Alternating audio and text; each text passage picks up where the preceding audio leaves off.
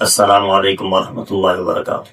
وہ احباب جو کسی مستقل پریشانی میں مبتلا ہے یا کسی بیماری میں مبتلا ہے جو کئی سالوں سے ان کی جان نہیں چھوڑتی، ان کے لیے ایک واقعہ اور ایک نسخہ۔ حضرت عبداللہ بن مبارک رحمۃ اللہ علیہ بڑے پائے کے علماء میں سے، بلکہ اولیاء اللہ میں سے۔ واقعہ لکھا ہے کہ ایک بندہ عبداللہ بن مبارک رحمۃ اللہ علیہ کے پاس آیا اور عرض کیا، حضرت میرے گھٹنے میں تکلیف ہے اور ایک پھوڑا نکلا ہوا ہے، 7 سال ہو گئے، میں نے کوئی ڈاکٹر نہیں چھوڑا، ہر طبیب کا رخ کیا، لیکن مجھے کوئی فائدہ نہیں۔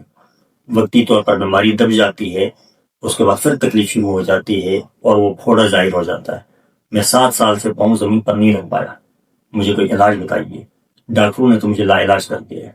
حضرت عبداللہ بن مبارک رحمۃ اللہ نے فرمایا کہ آپ کسی ایسے علاقے میں جائیے جہاں لوگوں کو پانی کی ضرورت ہو، آپ ان کے لیے پانی کا انتظام کیجئے۔ مجھے اللہ تعالیٰ پر امید ہے کہ جب وہاں سے پانی جاری ہوگا تو آپ کی بیماری ختم ہونا شروع ہو جائے گی۔ لکھا ہے کہ وہ بندہ ایسے علاقے کی تلاش میں نکلا جہاں لوگوں کو پانی کی ضرورت ہے۔ وہ ایک علاقے میں پہنچا، دیکھا کہ لوگ پانی بڑے دور سے لا رہے ہیں، بڑی تکلیف میں مبتلا ہے، دور سے جا کے پانی کا انتظام کرنا پڑتا ہے۔ وہاں اس آدمی نے ایک کنواں کھدوایا اور پانی کا انتظام کیا۔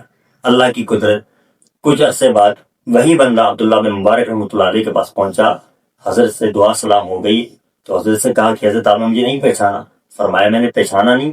تو کہا میں وہی آدمی ہوں جو 7 سال سے تکلیف میں مبتلا تھا، میرے گھٹنے میں تکلیف تھی جس کی وجہ سے میں پاؤں زمین پر نہیں رکھ سکتا تھا، آپ نے نسخہ بتا دیا، الحمدللہ میں اس پر عمل کر چکا ہوں، اور جب سے لوگوں نے وہاں سے پانی لینا شروع کر دیا اسی دن سے میری تکلیف دور ہونا شروع ہو گئی، اور آج الحمدللہ مکمل شفا یاب ہو کر میں آپ کے سامنے حاضر ہوں۔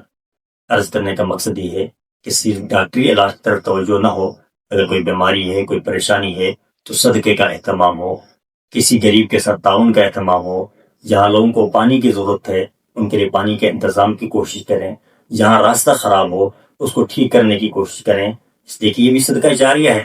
اور آپ جانتے ہیں آپ صلی اللہ علیہ وسلم کی حدیث ہے کہ صدقہ جو ہے مصیبت اور بلا کو ٹالتا ہے۔